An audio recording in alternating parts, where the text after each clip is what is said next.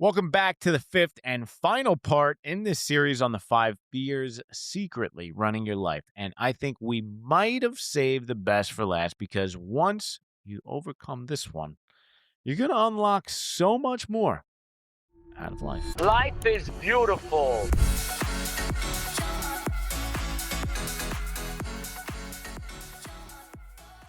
Before we get into today's episode, though, quick question for you, Nick. Trivia question. How many times has Brazil won the World Cup? I actually don't know the answer to that question. Well, you can guess the answer to that question I'm because good, today is Friday. But I am going to guess the answer is cinco. 5. The answer is 5. It is Five. 5 Star Friday. Wow, that was an extra 5 in there. You must be really excited today. I am very excited about 5 Star Friday because it's the one time a week where we ask you to take just 5 seconds to give us a 5-star rating wherever it is that you podcast, whether it's Apple, Spotify. I don't even know if you can do 5-star ratings on the other ones, but if you could do it on Apple or Spotify, that would be fantastic because it would help other people who come to this podcast see that it doesn't suck, that other people really like it and we're influenced by what other people think. So if you could take just 5 seconds, if you've been enjoying the show, to give us a 5-star rating, if that's how you actually feel, then we would really, really, really appreciate it. Thank you very, very much. Thank you. Okay. So back to the show.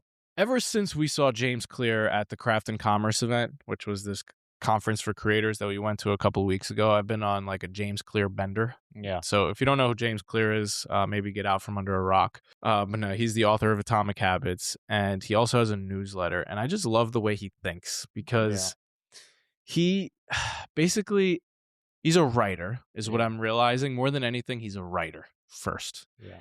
And he really makes sure that every word that he writes carries a significant amount of weight. He is a master of eliminating the non-essential. That's what I love about him. He doesn't waste your time. When he was on stage, you can see his brain working with every question that was asked of him. It wasn't like question, spit out an answer. It was question, a pause, Consideration. a thought, and then a very well articulated response every single time. With no fat. No fat. It was very impressive. So I just saw a quote. The reason I'm setting all this up is because I just saw a quote that was just so good. There's no fat in this quote. And it just hit me right in the face. He says, if you're getting everything you ask for in life, you are not asking for enough. If you are getting everything you ask for in life, you are not asking for enough. Why did that hit you so hard? Because it made me realize I'm not asking for enough. How many times have I gotten a no in the last, year? I don't really get many no's. No? No, I really don't. Maybe you do. I don't know about that. I don't get many no's. How many people did we reach out to? You've reached out to them. I don't get many no's. I don't really ask for much in life. I don't ask anyone for anything, really. It made me realize, like, I am not asking for enough here. I'm simply not.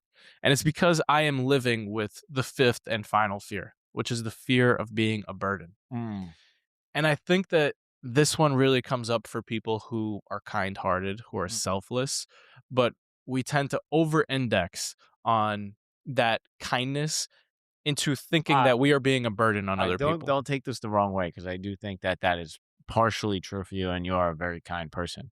But I also think you're not asking because a lot of times you think that you can do things better than other people, and rather than ask other people to do it for you or to help you, your mindset a lot of the times is, I'm just going to do it because I can do it so much faster than everyone else.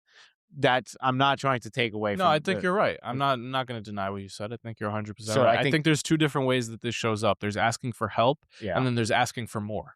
That's the 2 different things. Like, there's asking for help with something that's already on your plate, and then there's asking for more out of life. Okay. So when it comes to asking for help, yes, it's that thing that you just described. Yeah. But when it's asking for more out of life, like, James Clear, do you want to be on my podcast? I didn't ask him.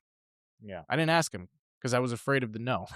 I was afraid to be a burden on this guy who I'm sure every single person at this conference was asking him to be on their podcast. Yeah.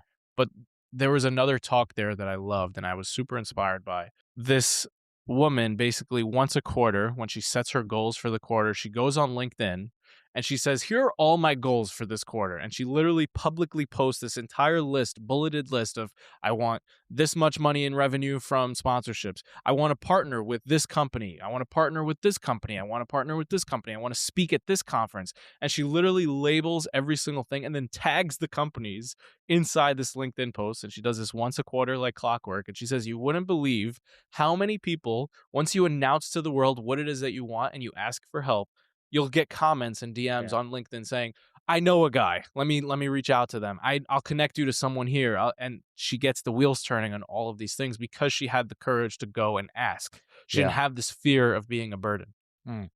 The really interesting part of this fear is we think that we are being a burden, but realistically, when you ask for help, you are giving people an opportunity to feel needed and of service, which is like the greatest need we all have as humans. 100%. So it's a way of There's a reason it's called helper's high.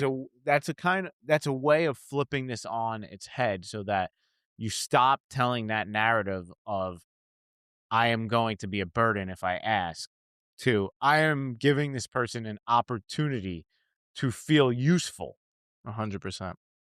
Yeah, I think we should use that as motivation to go and just shoot more shots because you never know when one yes. Well, like the one story that I will never forget is we were fundraising for Blankets of Hope. We had $5,000 left to fundraise, and we said we're going to make a video. We're going to post it on Instagram where we just want 5,000 people to donate $1.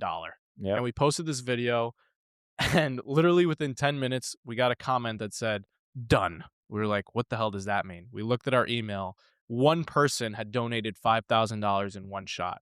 That one person has become one of our closest friends and allies in this business journey that we're on and supports us to this day. His name is Kevin Flahout, and he is just the goat of all goats. And that would have never happened if we never just made that one ask on that social media video. Yeah. So go and shoot more shots. And that brings us into the call to action for today. The call to action for today is actually really, really, really simple. People don't know how to help you if you don't make it absolutely clear for them to help you. Most people are willing to help. They just need a target. They just need a target. So the way that we're going to give people a target today is through one challenge. Tell one person your goals today.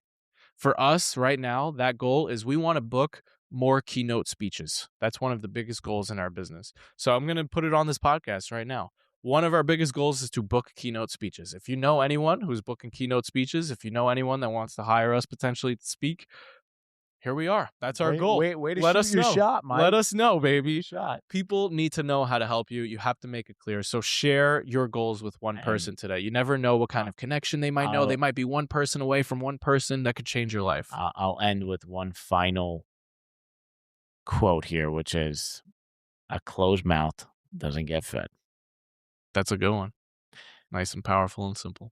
So speak up, tell people what you want, ask for help, and don't be afraid that you're a burden. You're giving people an opportunity. Ask and you shall receive. Yes, sir. All right. Thanks for hanging out with us. Love you. Happy Friday. Peace.